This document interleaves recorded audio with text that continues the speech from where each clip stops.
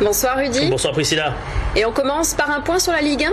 Et une fois n'est pas coutume, on commence avec Montpellier qui est allé s'imposer 2-0 à Sochaux samedi. Les buts signés Siaka Tiéné et Anthony Mounier. Montpellier qui se relance donc et surtout qui n'a jamais perdu sous la direction du nouveau coach Roland Corbis. Roland qui a donné de la voix samedi, vous allez le voir, mais il est tout de même satisfait du résultat. On est très content, mais bon, on sait aussi le chemin qu'il nous reste à faire. On parlait de dédramatiser un petit peu la situation. On a pris 4 points sur les 2 premiers matchs de 2014. J'ai plus de voix.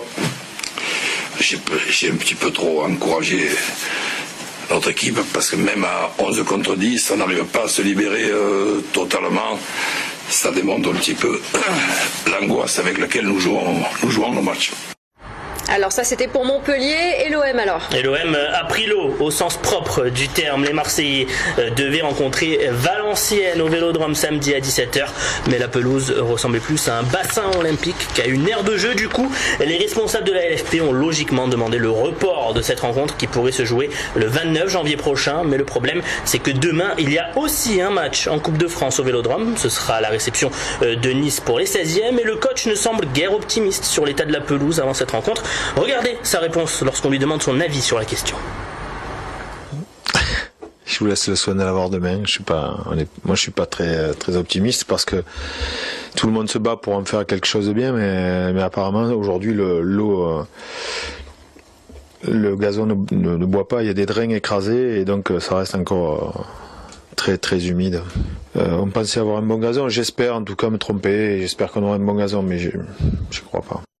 Allez, je vous propose de jeter un œil sur les résultats Ligue 1 des matchs qui ont pu se jouer ce week-end. La Saint-Etienne s'est défait Lille à domicile 2-0. Une bonne nouvelle donc pour l'OM qui reste en embuscade pour la 3e place avec son match en moins. Bastia assure le service minimum contre Bordeaux 1-0. Djibril Cissé n'a toujours pas marqué sous le maillot corse, mais cela ne saurait tarder.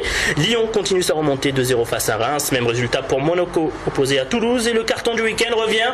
Roulement de tambour. Quel suspense au PSG qui a mangé du canari hier soir au Parc des Princes. 5-0 Paris qui reste leader devant Monaco et Lille. Saint-Etienne est 4e à 5 points de Marseille, 5e avec un match en moins.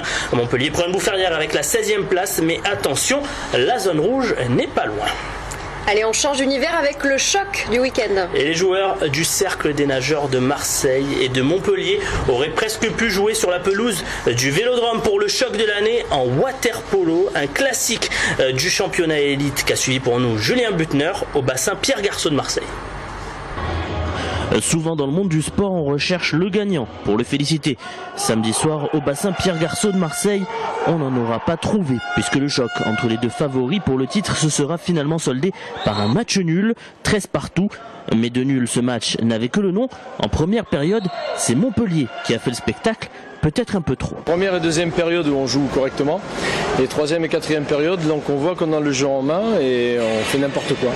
Et c'est vrai que on se désunit, on pense qu'à attaquer au lieu de défendre, et notre première grande force c'est de défendre, et là on pense qu'à attaquer. Ça, c'était donc pour les 2 premières périodes, puisque dès le retour dans le bassin après la mi-temps, les courants ont clairement changé. C'est le CNM qui a régné sur ses eaux, et là aussi, à l'issue de la rencontre, ce sont des regrets que l'on retient. Je suis déçu d'avoir fait match nul parce qu'on menait de 2 buts et c'est vrai que on a la possibilité, on a beaucoup d'occasions où on peut passer devant et on rate ces occasions seul devant le gardien, et ces occasions ça fait toujours du mal parce qu'on marque pas, et en plus dans le groupe. Mais par contre je suis très fier dans l'état d'esprit parce qu'ils ont été jusqu'au bout, ils se sont battus, mais maintenant voilà, il faut qu'on travaille encore sur plus de sérénité seul devant la cage, plus de concentration sur certaines situations de jeu, donc encore ça à travailler. Finalement, ce nul, c'est Montpellier que ça arrange. Les Héroltais sont toujours leaders avec une bouée de 5 points d'avance sur les Marseillais. Mais la saison est encore longue et les vents tournent parfois plus vite que prévu sur les eaux de l'élite du water-polo. Voilà, et je m'associe à l'équipe du 22 minuit pour envoyer nos pensées à Julien Desvaches qui vit des moments difficiles en ce moment. On pense à toi. Merci beaucoup Rudy. Je vous en prie Priscilla.